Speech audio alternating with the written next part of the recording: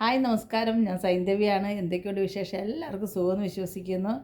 അപ്പം എന്താ പറയുക, ഞാൻ ഇന്ന് നിങ്ങളോട് ഷെയർ ചെയ്യാൻ വന്നൊരു വിഷയം എന്ന് വെച്ചാൽ, നമ്മൾ 2 വർഷത്തിന് മുമ്പ് കണ്ടതാണ് ഓൺലൈൻ പ്ലാറ്റ്ഫോമിലെല്ലാം ഒരു സവാദ് എന്ന് പറയുന്ന പുള്ളി ഒരു KSRTC ബസ്സിൽ വെച്ചിട്ട് ഒരു എന്താ പറയുക, പറയാൻ കൊള്ളാത്ത രീതിയിൽ ഒരു പ്രവൃത്തി ചെയ്തത്. അതിനെതിരെ അന്ന് പ്രതികരിച്ച പെൺകുട്ടിയെക്കുറിച്ച് എല്ലാവരും, ഈവൻ മിക്ക സോഷ്യൽ മീഡിയയിൽ അല്ലെങ്കിൽ മിക്ക ആൾക്കാരും അവളെ മോശമായി പറയുകയും അവളുടെ വസ്ത്രധാരണത്തെക്കുറിച്ച് അനാവശ്യമായ പല വാക്കുകൾ പറയുകയും ചെയ്തു. 2 വർഷത്തിന് മുമ്പ് നടന്ന സംഭവമാണ്. അന്നേരം ആ പുള്ളിയെ പോലീസുകാർ പിടിക്കുകയും പിന്നെ അതിന് ശേഷം ആ പുള്ളിയെ ജാമ്യത്തിൽ ഇറക്കാനും അങ്ങനെ കുറേ ആൾക്കാർ ബുദ്ധിമുട്ടി കുറേ കാര്യങ്ങൾ ചെയ്തിട്ടുണ്ടായിരുന്നു. പിന്നെ അവൻ ജാമ്യം കിട്ടി ഇറങ്ങുന്ന സമയത്ത് തന്നെയാണ് അവനെ മാലയിട്ട് സ്വീകരിക്കാനും ഒക്കെ കുറേ ആൾക്കാർ നമ്മുടെ സമൂഹത്തിലുണ്ടായിരുന്നു. ഇപ്പോൾ ആ സമൂഹത്തിലുള്ള വ്യക്തികളോട് ഞാൻ ഓരോരുത്തരായിട്ട് ചോദിക്കുക, അയാൾ വീണ്ടും അതേ രീതി ഒരു പ്രവൃത്തി ചെയ്തിരിക്കുന്നു. അന്നേരം ഇപ്രാവശ്യം എന്താണ് നിങ്ങൾക്കതിന് സമാധാനം സ്ത്രീകളോട് പറയാനുള്ളത്? അന്ന് നിങ്ങൾ മാലയിട്ട് സ്വീകരിച്ചു, അവനെ എന്താ പറയുക, ഏറ്റവും പുണ്യാളനായിട്ട് അങ്ങ് ചിത്രീകരിച്ചു. നാട്ടുകാരുടെ മുമ്പിലായാലും എല്ലാവരുടെ മുമ്പിലും ആ പെൺകുട്ടി അത്രയും മോശക്കാരിയായി ചിത്രീകരിക്കുകയും ചെയ്തു. പണ്ടൊക്കെ ആയിരുന്നു ഈ കുറേ വർഷങ്ങൾ പിടിക്കുന്ന ഓരോ പണി കിട്ടാൻ. ഇപ്പോൾ അതേ ഉടനടി ദൈവം കൊടുക്കും. ഇത് നമ്മുടെ മുമ്പിൽ തന്നെ വീണ്ടും കാണിച്ചു തന്നു. അവൻ ഇതേപോലെ KSRTC ബസ്സിൽ കയറി ഇതേപോലെ ഒരു സ്ത്രീയോട് വീണ്ടും അപമര്യാദയായിട്ട് പെരുമാറിയിരിക്കുന്നു. നിങ്ങൾ ഒരു കാര്യം ആലോചിക്കണം, അവനിങ്ങനെ ഈ ഒരു 2 വർഷത്തിനുള്ളിൽ എത്ര സ്ത്രീകളോട് ഇങ്ങനെ അപമര്യാദയായിട്ട് പെരുമാറിയിട്ടുണ്ടായിരിക്കും. ചില പെണ്ണുങ്ങൾ അതിനു വേണ്ടി പ്രതികരിക്കും, ചില പെൺകുട്ടികൾ അത് മിണ്ടാതിരിക്കും. കാരണം വർഷങ്ങൾക്ക് മുമ്പ് ഞാൻ VLCCയിൽ പഠിക്കുന്ന സമയത്ത്, അതായത് നമ്മുടെ ആ സ്ഥലത്തിൻ്റെ പേര് VLCCയുടെ നമ്മുടെ ഇവിടെ കടവന്തറ, അവിടെ സ്റ്റുഡൻ്റായി ഞാൻ ആ VLCC കോഴ്സ് പഠിക്കുന്ന സമയത്ത് ഒരു ദിവസം ഉച്ചയ്ക്ക് ഞാൻ വീട്ടിൽ വന്ന് ഭക്ഷണം കഴിക്കാൻ വേണ്ടി വന്ന സമയത്ത് ഞാൻ അവിടെ നിന്ന് ഒരു ഓട്ടോ പിടിച്ച് അന്ന് എനിക്ക് ഞാൻ ആ സമയത്ത് ദുബായിൽ നിന്ന് വന്ന് നാട്ടിൽ 1 വർഷം നിൽപ്പുണ്ടായിരുന്നു. ആ ടൈമിൽ നടക്കുന്ന സംഭവമാണിത്. അന്ന് എനിക്കൊരു 25 വയസ്സിന് എന്തായാലും ഉണ്ട്. ആ ടൈമിലാണ് ഞാൻ എന്താ പറയുക VLCCയിൽ ചേരുന്നതും. 1 ഇയർ കോഴ്സായിരുന്നു. അന്നേരം ഞാൻ വിചാരിച്ചു ആ കോഴ്സ്, കാരണം എനിക്ക് ദുബായിൽ നിന്ന് ഞാൻ നാട്ടിൽ വന്ന് നിൽക്കണം, അമ്മയൊക്കെ നാട്ടിലുണ്ട്. അതിന് 1 വർഷം നാട്ടിൽ നിൽക്കാമെന്ന് വിചാരിച്ച് വന്നതാണ്. മോളും ചെറുതാണ്. അന്നേരം ഞാൻ VLCCയിലാണ് പഠിക്കാൻ പോകുന്നത്.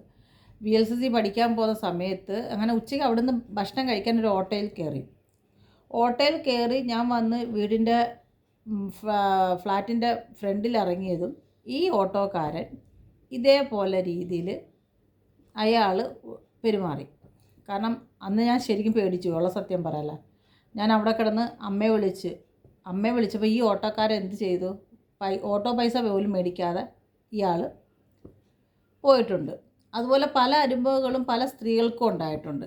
പല കാര്യം അന്ന് ഞാൻ തിരിച്ചു ചെന്ന് എൻ്റെ കൂട്ടുകാരോട്, ഞാൻ VLCC പഠിച്ച കൂട്ടുകാരോട്, അപ്പോൾ ഓരോരുത്തരുടെ അനുഭവങ്ങൾ ഓരോരുത്തരെന്നോട് പറഞ്ഞു. ഇത് കണക്ക് നടന്ന് വരുന്ന വഴിക്ക് ഇതേ കണക്ക് എന്താ പറയുക, അന്ന് അവൻ കാണിച്ച കണക്ക് ഇങ്ങനെ കാണിക്കുക. അതെന്താണെന്ന് ഞാൻ പറയുന്നില്ല, അത് മോശമായ ഒരു കാര്യമാണ്, പറയാൻ കൊള്ളത്തില്ല, അതുകൊണ്ട് ഞാൻ പറയാത്തത്. ഇങ്ങനെ കാണിച്ചു പല പെൺകുട്ടികൾക്കും അങ്ങനെ പ്രശ്നങ്ങൾ വന്നിട്ടുണ്ട്. അന്ന് ഈ സവാദ് എന്ന് പറയുന്ന വ്യക്തി അത് കാണിച്ച സമയത്ത് നമ്മുടെ ഈ കേരളത്തിലുള്ള മിക്ക ആണുങ്ങളും അയാൾക്ക് സപ്പോർട്ട് ചെയ്ത് പറഞ്ഞു, അവൻ അങ്ങനെ അല്ല, അവൻ ഇങ്ങനെയാണ്, ഈ പെൺകുട്ടിയുടെ വസ്ത്രധാരണം കൊണ്ടാണ് ഒരാൾക്ക് അങ്ങനെ കാണിക്കാൻ പറ്റുന്നത് എന്ന രീതിയിലും പറഞ്ഞു.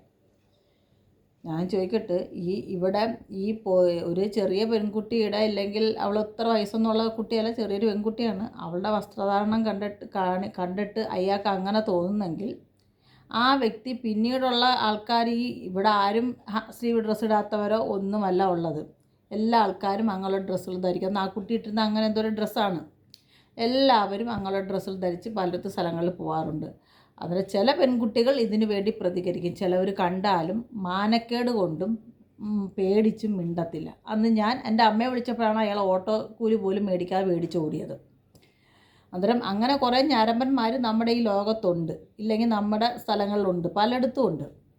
അതുകൊണ്ടാണ് അന്ന് ആ കുട്ടി പ്രതികരിച്ചപ്പോൾ എല്ലാവരും പറഞ്ഞു അവൾ മോശക്കാരിയാണ്, അങ്ങനെയാണ് ഇങ്ങനെയാണെന്നൊക്കെ. ആ പെൺകുട്ടിയുടെ പേര് ഞാൻ പറയുന്നില്ല. അവളെക്കുറിച്ച് അങ്ങനെ അത്രയും ബാഡ് രീതിയിൽ അവളെക്കുറിച്ച് പറഞ്ഞു.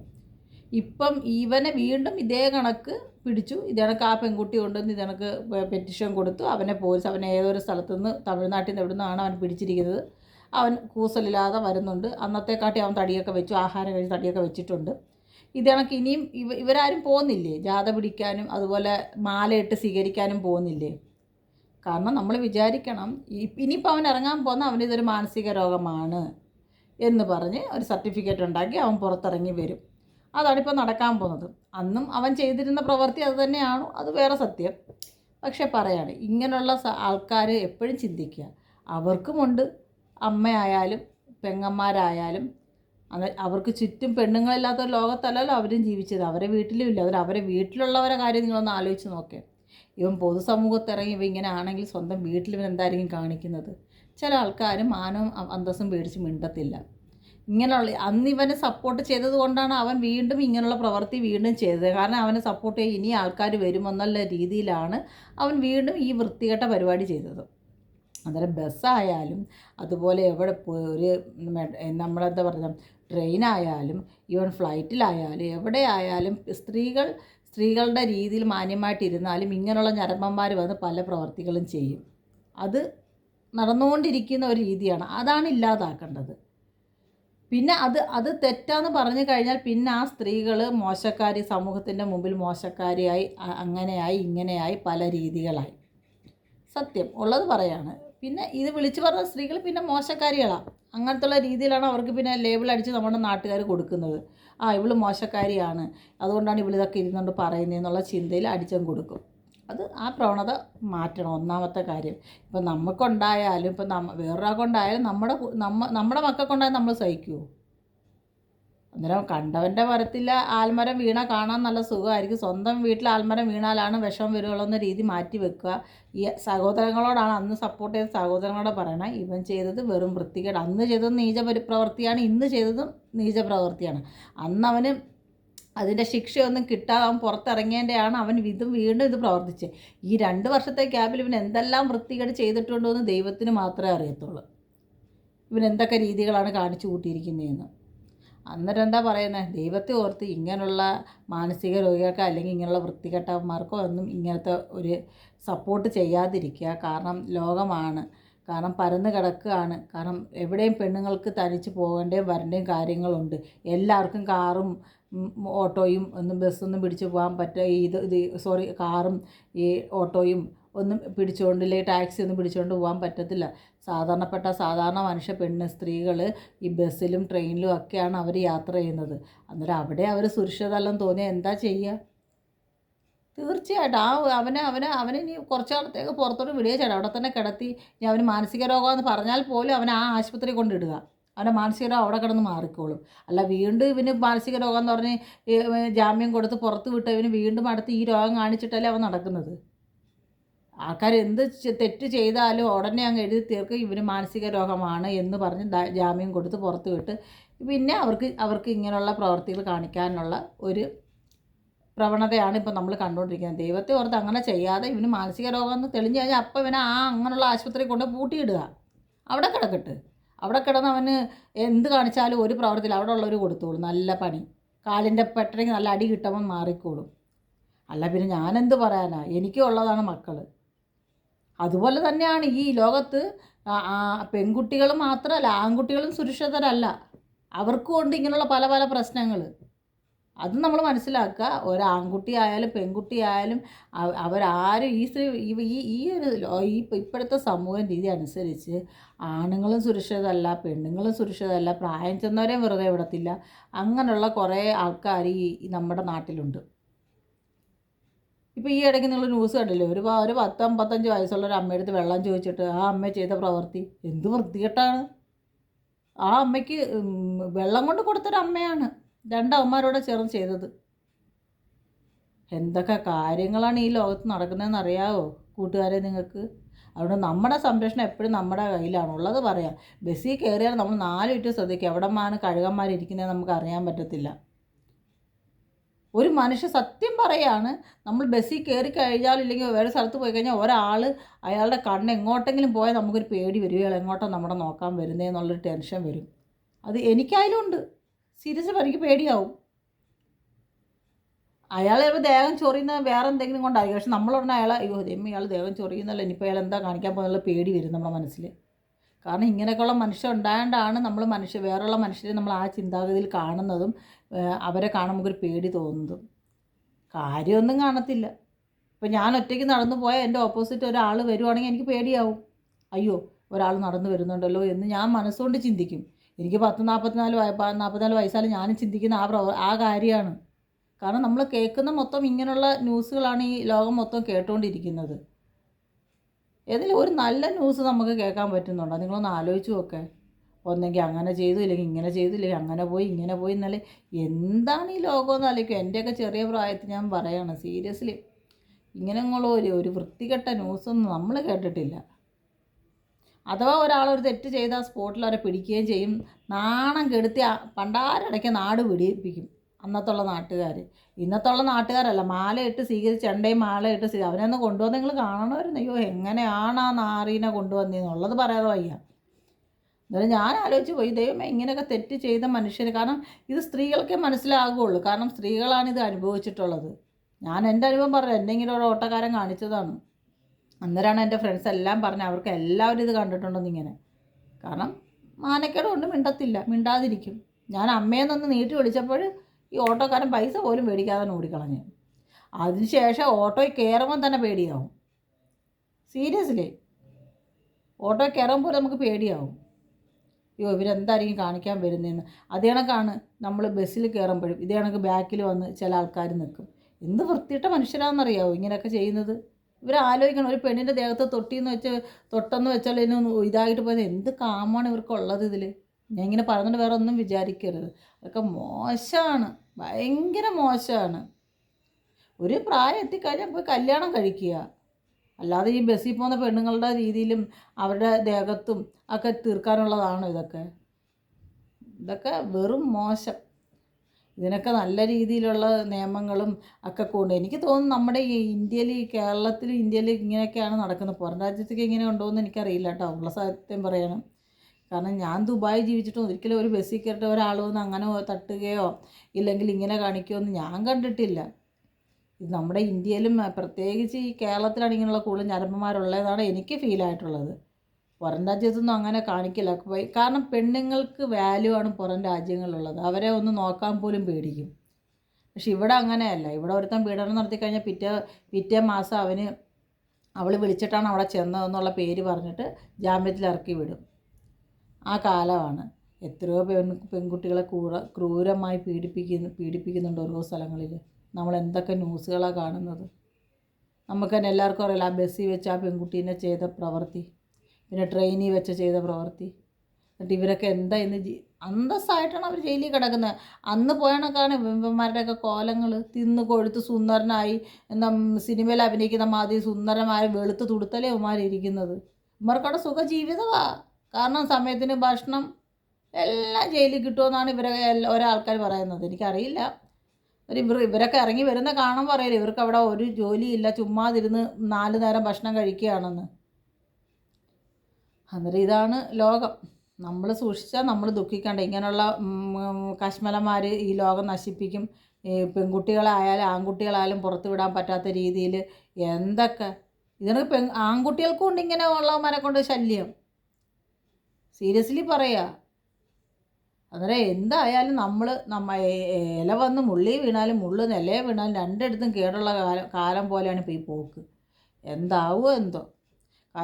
ഇവനിനി ഇപ്പോഴങ്ങ് പുറത്ത് വിടാതെ ഇവരെ നേരെ ഊളംപാറയ്ക്ക് ഉണ്ടോ എനിക്കറിയാം, വേറെ എവിടെയാണെന്ന് വെച്ചാൽ അവിടെ കൊണ്ടിട്ട് ഇവനെ 3-4 ഷോക്കും കൊടുത്ത് ഇവൻ്റെ കാലിൻ്റെ പാദത്തിൽ അടിയും കൊടുത്ത് ഇവനവിടെ കിടത്തണം. ഇനി ഇവനൊന്നും ഇങ്ങനത്തെ പ്രവൃത്തി ചെയ്യരുത്.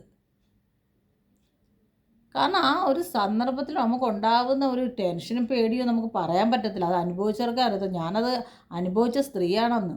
അതും എൻ്റെ 10-25 വയസ്സിൽ ഒരു വർഷം നമ്മുടെ നാട്ടിൽ വന്ന് എനിക്കൊരു ഒരു സർജറി ഉണ്ട്. അതിന് വേണ്ടിയിട്ട് വന്ന് നിന്ന സമയത്ത് എന്നാൽ ചുമ്മാ ഇരിക്കുകയല്ലേ, ഒന്ന് പോയതിലും പഠിക്കാമെന്ന് വിചാരിച്ച് VLSC പോയതാണ്.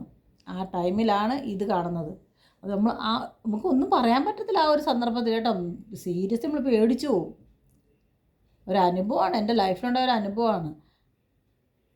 കാരണം എനിക്ക് അന്ന് യൂട്യൂബ് ഉണ്ടെങ്കിൽ ഞാൻ യൂട്യൂബ് വീഡിയോ ഒന്നും ചെയ്യുന്ന ഒരാളല്ലായിരുന്നു ആ സമയത്ത്. അതുകൊണ്ടാണ് ഞാൻ അതിനെക്കുറിച്ചൊന്നും പ്രതികരിക്കുക. ഇതെല്ലാം കാണുന്നുണ്ടായിരുന്നു ഇങ്ങനെയൊക്കെ ആ കുട്ടീനെ പറയുന്നതും എല്ലാം. എന്ന് ആലോചിച്ച് നോക്കുക, ആ കുട്ടിയുടെ ഫാമിലി എത്രത്തോളം വിഷമിച്ചിട്ടുണ്ടായിരിക്കും, ആ കുട്ടി എത്രത്തോളം വിഷമിച്ചിട്ടുണ്ടായിരിക്കും. അതൊന്നും മനസ്സിലാക്കാതെ ഇവനെ പൊക്കി എടുത്തുകൊണ്ടൊന്ന് മാലയിട്ട് സ്വീകരിച്ച് അവൻ്റെ അണ്ണാക്കിൽ ബിരിയാണിയും കുത്തിക്കയറ്റി എന്തായിരുന്നു കാണിച്ച് കൂട്ടിയ കാര്യങ്ങൾ മനുഷ്യർ. വിവരമില്ല, ഒന്നിനും വിവരമില്ല. കാരണം ഒരാളെ ദ്രോഹിക്കുന്ന കണ്ടാൽ അത് കണ്ട് സന്തോഷിക്കുന്ന ആൾക്കാരാണ് നമുക്ക് ചുറ്റുമുള്ളത്. അല്ലാതെ ഒരുത്തർക്ക് നല്ലത് ചെയ്യുന്ന ആൾക്കാരൊന്നും നമുക്ക് ചുറ്റുമില്ല. ഒരാൾ എത്രത്തോളം ദ്രോഹിക്കാവോ അത്രത്തോളം ദ്രോഹിക്കും. ഈ മനുഷ്യരിങ്ങനെ ആയാൽ എന്ത് ചെയ്യാനാണ്? നമ്മൾ ഈ കൊറോണ വന്നിട്ടോ ഇല്ലെങ്കിൽ ഫ്ലഡ് വന്നിട്ടോ എന്തെങ്കിലുമൊക്കെ നമ്മൾ അതിന് പഠിച്ചോ? പഠിച്ചിട്ടില്ല, ഒരിക്കലും പഠിക്കത്തില്ല. ഇനി ഇത് ഈ ഭൂമി അവസാനിച്ചാൽ പോലും മനുഷ്യർ പഠിക്കത്തില്ല. ഉള്ളത് പറയുക.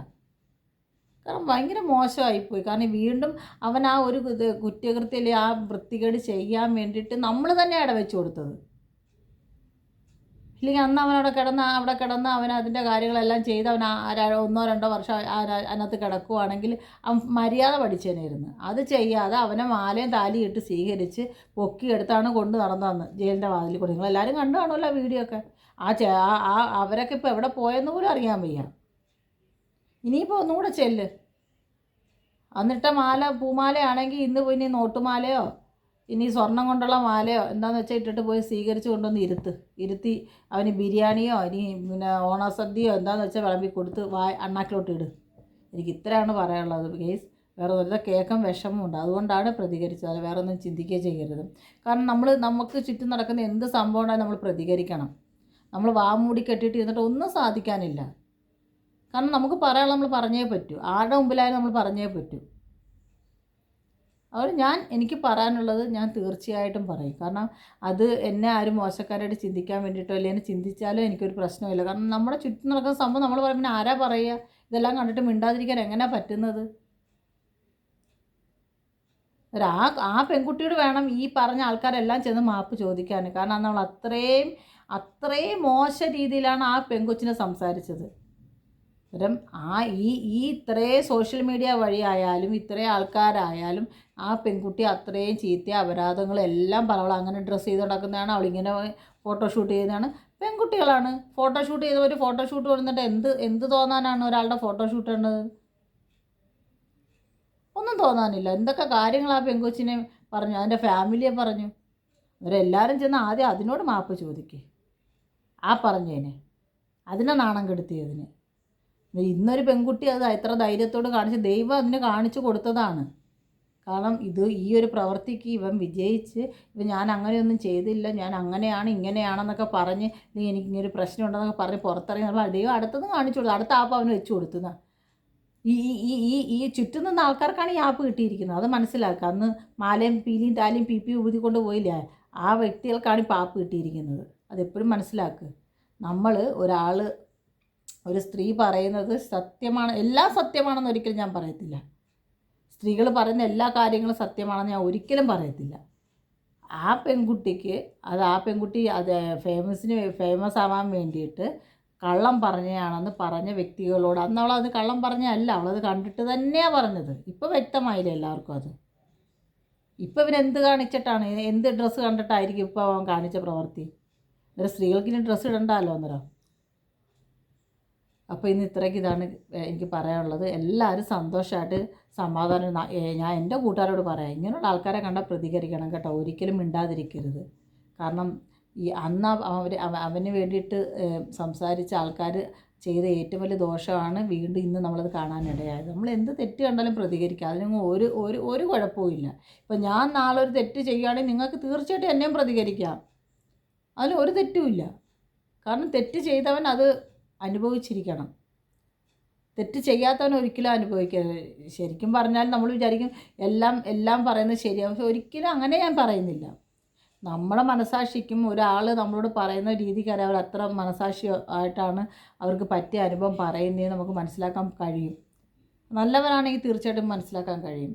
പിന്നെ നമ്മൾ ഡ്രാമയാണെന്ന് എല്ലാം വിചാരിച്ചാൽ ലോകത്ത് നടക്കുന്ന എല്ലാം ഡ്രാമയായിട്ട് ഫീൽ ചെയ്യും, ഒന്നും ജെനുവിനായിട്ട് ഫീൽ ചെയ്യില്ല.